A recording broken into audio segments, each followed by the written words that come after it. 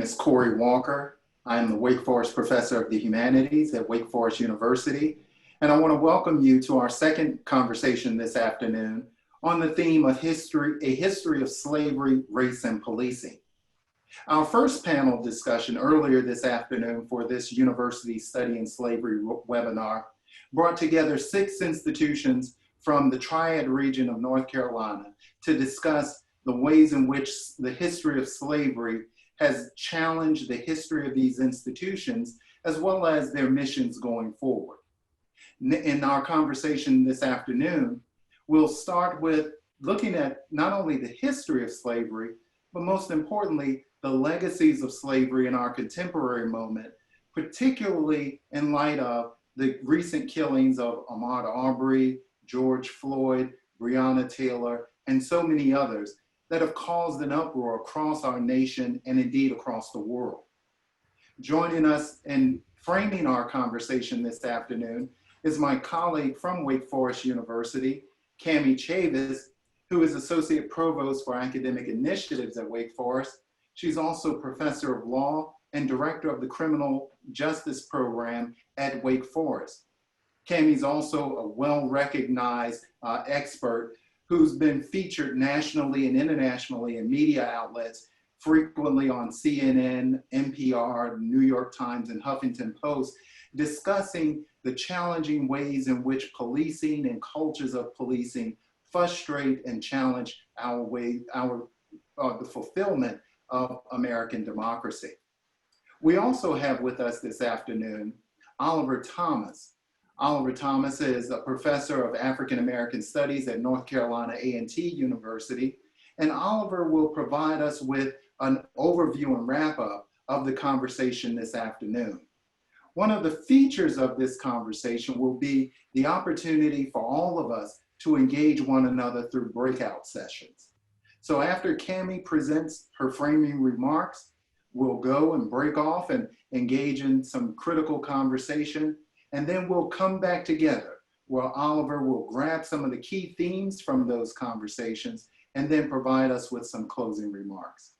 Now, let me give it over to my dear friend, Kami Chavis. Kami? Thank you very much. I am going to share my screen very briefly here. Okay, start back here. Thank you for that introduction, and we'll just get right into it. You know, today we've talked a lot about the history of our campuses and how slavery impacted our campuses, but of course our current discourse and the headlines are replete with the vestiges of slavery in other institutions, and one of those is certainly our criminal justice system and policing in particular. So I'd just like to start with thinking about the history of policing. As I tell my students in my courses, you know, our modern day police departments or our police departments are really a modern institution that grew out of slave patrols and night watches in the antebellum era when citizens were trying to protect their property. They would do so by banding together, and we know that that property were human beings, and so our modern day police departments have a genesis in slavery. But I want us to think about how the vestiges of that origin, that beginning, how we see it throughout history, and the relevance that it has for the current day. So we could start with that antebellum era, but then of course, after the Civil War and during Reconstruction, law enforcement officers were complicit with the Ku Klux Klan and with the lynchings that we saw during Reconstruction, if they did not actively participate. And we do know that there were active participants of law enforcement, but they were at the very least complicit, often knowing who knowing the people and the actors that had committed horrible atrocities against African Americans, and turning an eye or protecting those people rather than bringing them to justice. And then we can jump forward to the civil rights movement and civil rights enforcement during the Jim Crow era. In the earlier panel, we had a presentation related to that. And we see that, again, police officers, and I'll actually just skip to this iconic photo of John Lewis, who we recently lost. But Congressman Lewis, at the time, you see viciously beaten by a member of law enforcement, and this was very, very common. So then if we move forward past the civil rights movement, how did law enforcement interact with Black communities? And we think about the war on drugs, and I think it's really interesting to think about the war on drugs in contrast to what we were calling the opioid crisis in the modern era. So the war on drugs, again, a number of the police practices that we see employed in many underserved communities today were a response, a reaction to crack cocaine, crack epidemic, and heroin.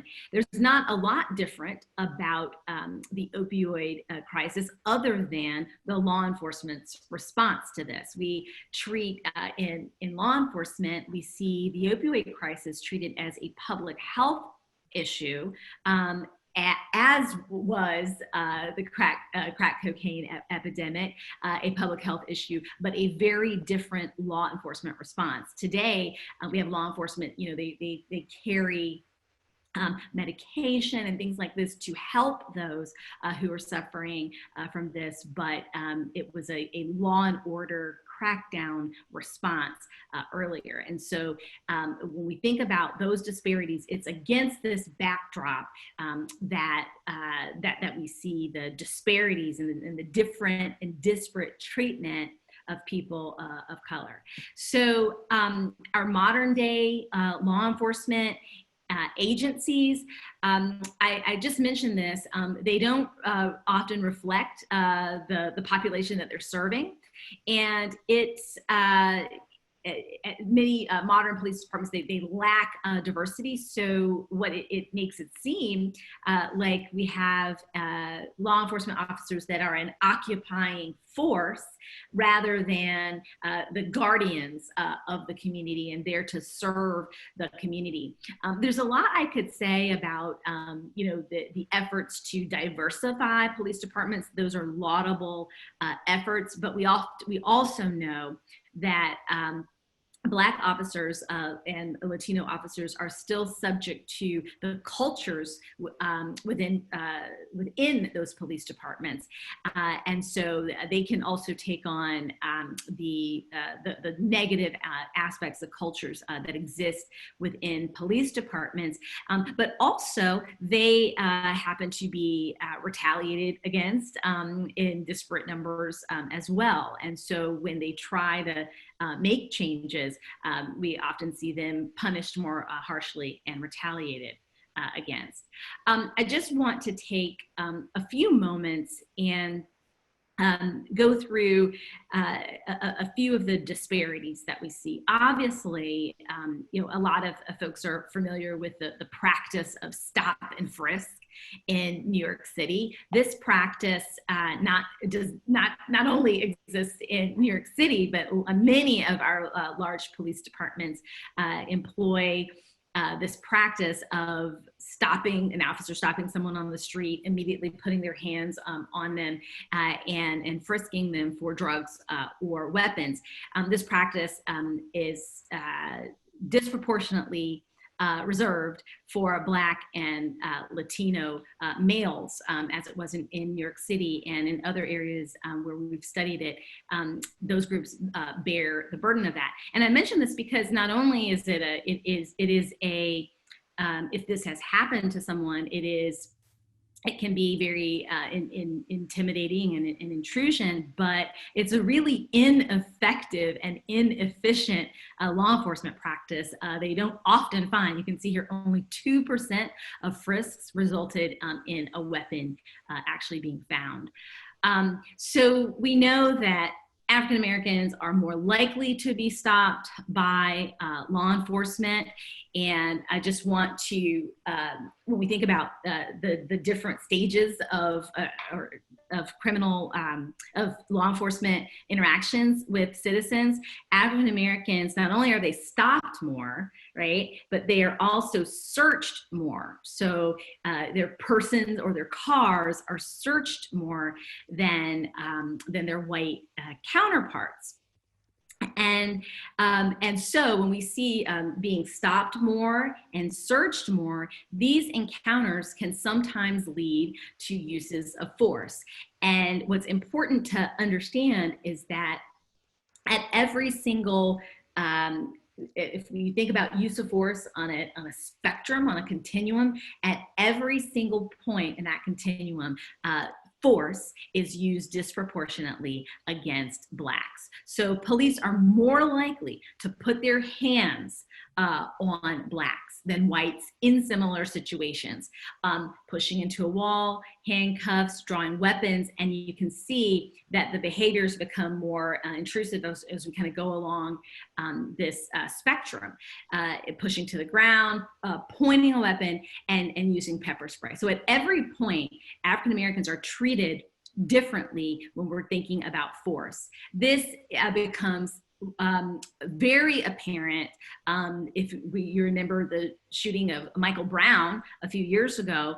Lots of studies came out of Ferguson, and nearly 90% of those documented instances of force were against African Americans, and every documented use. Every time the police deployed a canine, it was a Black American. So these, it was a Black person. So these numbers are very stark and tell a story and can tell us about some of the tensions that we see.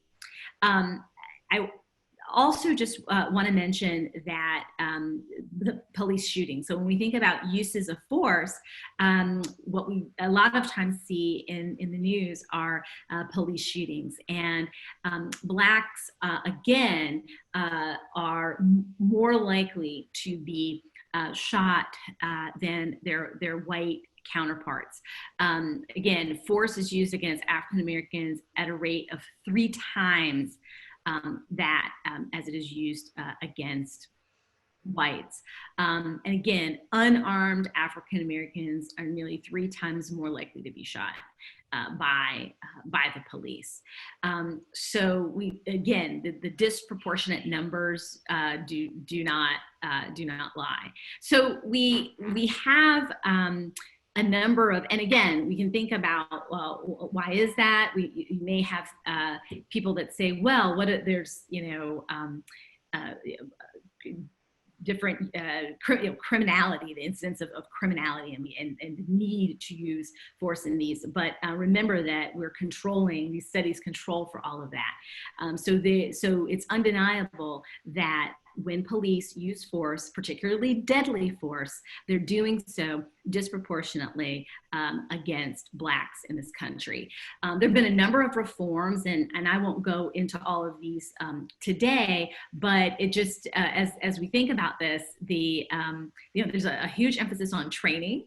And I think that, training is good. Everyone, we should endeavor to do better with training.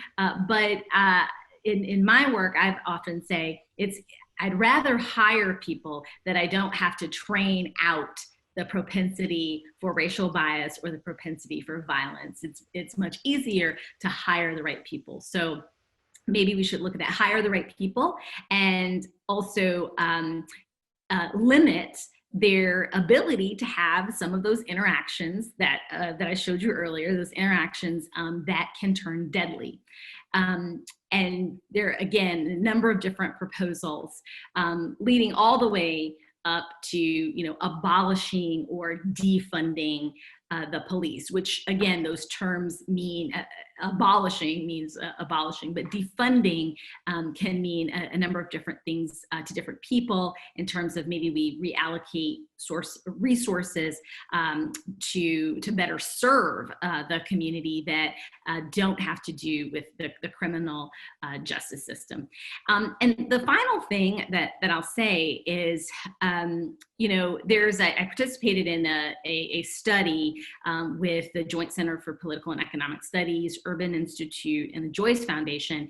And despite everything that we know about the police use of force, those that we surveyed found the vast majority of African Americans and Latinos believe that police make things more safe, but the majority realized that police brutality is an extremely serious problem.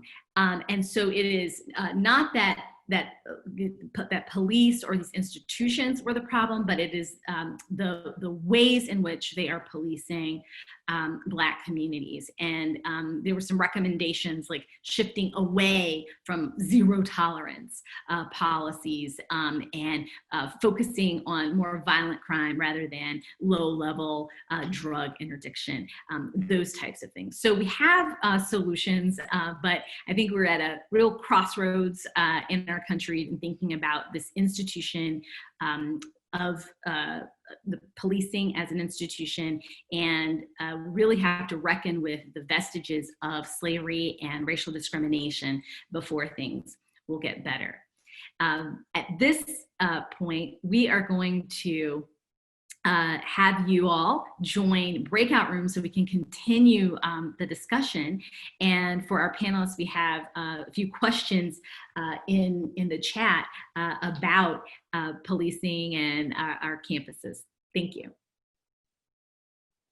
I want to ask if one or two of our facilitators, small group facilitators, would be willing to share some of what you all discussed.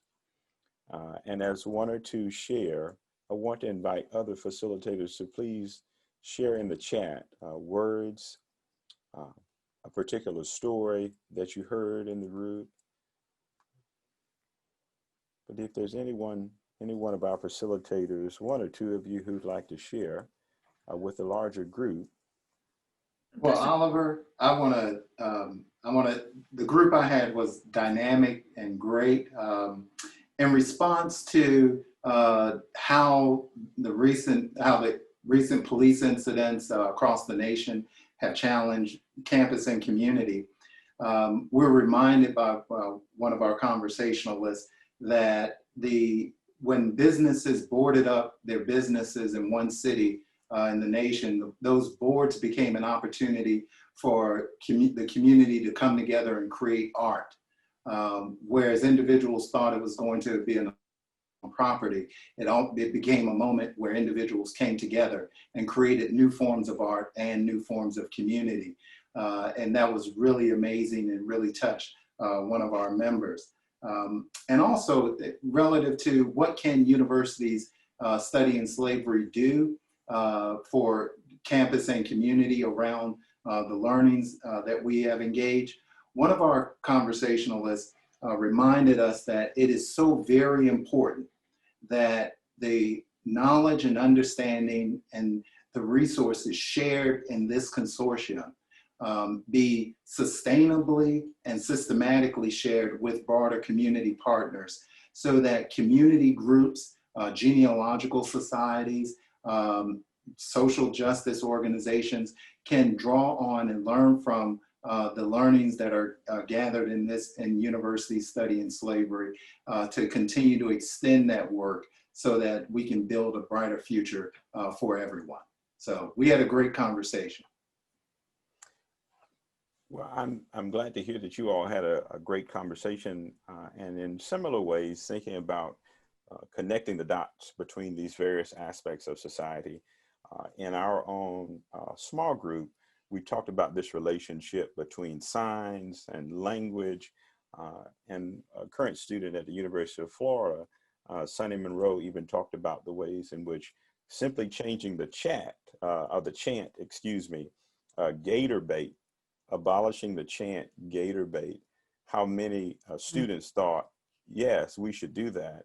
And yet current alum were saying no, because there's an emotional tie to it, right? And how does my chant at my university now relate to the ways in which indigenous peoples have been oppressed, or people of African descent have been oppressed? So what are the connections, the intersecting connections with what we've experienced and we've learned over the years? And so thank you, thank you. Is there another facilitator who wants to share? I'll share.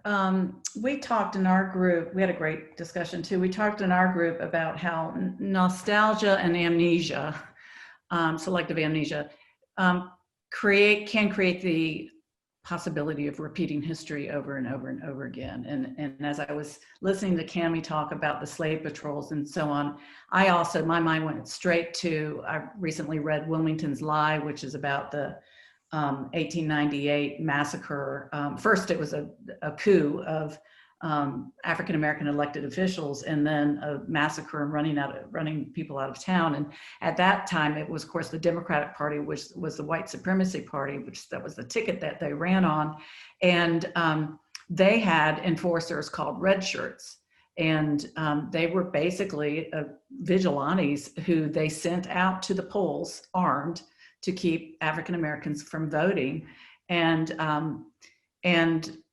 I was saying, it just reminded me of some of the recent conversation about the Proud Boys. And it just feels so much like we are repeating history, and it's so frightening. So that's some of what we talked about.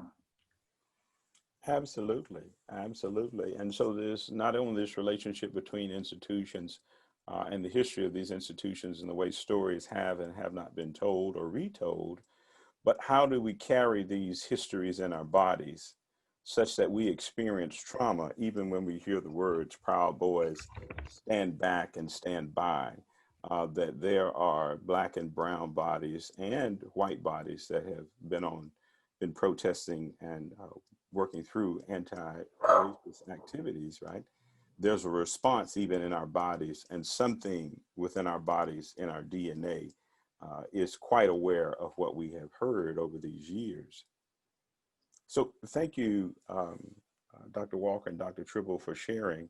And for those of you who are continuing to share in the chat, different aspects of our conversations that we have been able to, again, connect the dots between slavery, the present, and policing, the tentacles and legacy of slavery. And what I often talk to my students about is what I call living history. And the reason I frame it as living history is because history is not in the past. It is not dead. It is living and among us in the institutions, in our universities, in our bodies, in our businesses, and even in our churches.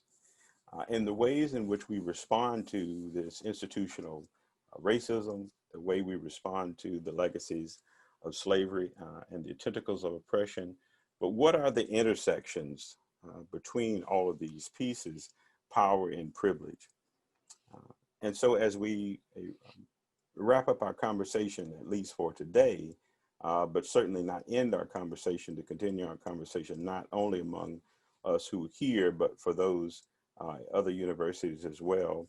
I want to offer a few words, thinking about the panelists this morning, thinking about our conversations this afternoon, what Attorney Chavis shared with us. Because, you know, throughout the day, we have been thinking through the discoveries and the insights from these place-based research around slavery, its enduring legacies, and the connections between slave patrols and even modern day policing. And so when we think about the questions, how did enslaved Africans, how did free Africans, African Americans shape the triad, shape North Carolina, shape the South, shape the United States, and even shape Canada, because we have folks who are here from Canada. Melissa Shaw in our small group is from Canada. How does that intersect with our notions of democracy? And what is the relationship between the past and the present? How did enslaved Africans shape the development of the universities that we are part of, the institutions that we are part of, the Civil Rights Museum, or the descendants of enslaved Africans shape these institutions? And so again, when we think about the relationships between untold stories, hidden stories, redacted stories, but also the legacy of leaning into and leaning toward truth-telling and reconciliation and liberation. All of these things are important as we continue this work. And as we call people again to peel back the layers of our history, to remain inquisitive, that we don't know it all, we haven't learned it all, and that because of this legacy, we have to continue to ask ourselves questions. So we have to not only be aware, we have to reflect. And then in that reflection process, we learn to respond with one another, whether that's on a local level, whether it's on a national level. And so we, again, this relationship to the killing of Ahmaud Arbery and George Floyd and Breonna Taylor, to the legacy of African Americans and folks being treated in this country, being mistreated. But for example, in North Carolina, and when we think about and talk about the triad, do we know about the killing of Keith Lamont Scott and Jonathan Farrell and Marcus Dion Smith and too many others, right?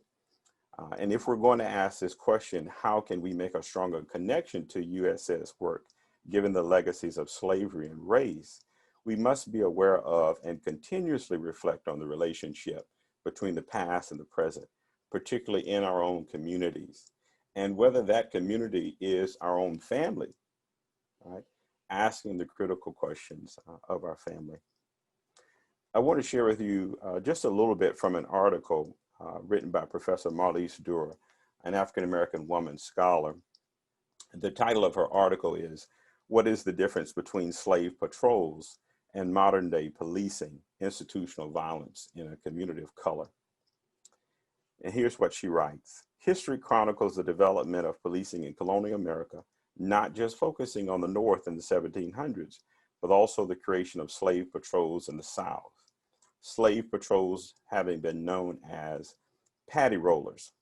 They were created to manage race-based conflict in Southern colonies, especially through the control of slave populations.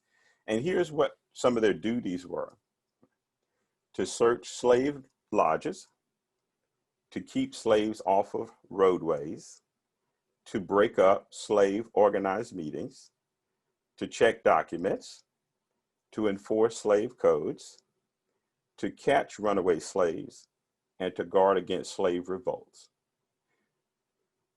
Now, we think about that relation to slaves, but this was also about managing free Black people and free Black communities. So the idea was to control slaves, yes, and that's what they were developed for. But this is also a control about free Black communities. And so she continues, "White patrollers controlled the slave population through the Civil War and were not completely disbanded after slavery ended. During the early Reconstruction, federal military, state militia, and the Ku Klux Klan emerged disbanded slave patrols to preserve individual and societal control over African American citizens, being even crueler than the predecessors. So today, a more delicately obscure adaptation of the slave patrols, the paddy rollers, instituted by municipal governments, has introduced aggressive measures that you heard from Attorney Chavis as relates to stop and frisk, or racial profiling, or driving while Black. But one of the ones we often talk about, but is not often explicitly named, which is this uncodified law that says you only speak when I tell you. The police officer says you only speak when I tell you. Right? That's a part of this legacy and a part of this process. So for us, the question I want to ask is, where do we go from here? How do we want to positively change our communities and the lives of the folks that we live with at our institution, within our families, within businesses that we work for, within our churches, for example? And so I return again to awareness, reflection, and response, or response is action. And I say this because as I situate myself within history, Dr. Smallwood began by giving us a long history. And I am a product of Eastern North Carolina. I was born in Bertie County, Windsor, North Carolina. My ancestors were slave owners. My ancestors were enslaved Africans. And my ancestors were members of the Tuscarora Nation. And so again, even within my own body, I am a legacy of the histories, the stories that have happened in this country. And so we have to ask ourselves, what is our story? And how is our story tied to the larger narrative? With all of the research and the studies and the conversations discussed in history, past and present, and the encounter and experiences that African Americans have had through slavery, with slave patrols, and with police, here's my closing question that I want you to wrestle with. Do we, North Carolinians, participants in the university studying slavery project, members of society, do we have the will to act or act differently as part of our civic duty? We have the research, we've learned from it, we've listened to it, we continue to unpack it, and we do more research. But do we have the will to act or act differently as a part of our civic duty? Thank you so much. I'll turn it back over to you, Dr. Walker. Thank you so much, Oliver. And I want to thank Professor Oliver Thomas from North Carolina A&T and Professor Kami Chavis of Wake Forest University for guiding us in our conversation this afternoon. In many ways, the conversation dovetailed our earlier conversation with the 6 presenters from universities and museums in the Triad region of North Carolina, who reminded us not only of the legacy of slavery, but how that legacy continues to influence their institutions and how they carry out their mission in our contemporary moment. Today's conversations and presentations have, unfortunately, we couldn't be together in one room for our conversations and presentations, but what the desire was to just bring you a sense of how a group of institutions, historically Black college, a research university, two liberal arts colleges, and 2 world-renowned museums, both Old Salem Museum in Gardens and the International Civil Rights Center in Greensboro, were wrestling with the history of slavery, how they began to untangle the depth and density of the narratives around slavery, and how they continue to challenge us today. Our conversation this afternoon picked up on that learning and extended it to our contemporary moment, to begin to think through what are the implications for how we understand our contemporary world and how we go and build a new world in the future. We look forward to convening everyone again, and our next gathering for University Studying Slavery will be in the spring of 2021. It will be another virtual gathering, and it will be convened by our dear colleagues at Georgetown University. Today's recordings will be available on the University Studying Slavery website, so I encourage you to go and visit, not the website, I mean, go our Facebook page. Go and visit our Facebook page if you want to go back and review some of the presentations. But most importantly, we hope that what we've shown you today will help inform your ongoing efforts on your own campuses and in your communities, so that we can confront this history in order to build a vibrant, more inclusive, more equitable democracy in the US and around the world. Thank you so much for joining us. We really appreciate having you here, and we wish you all a wonderful day and evening.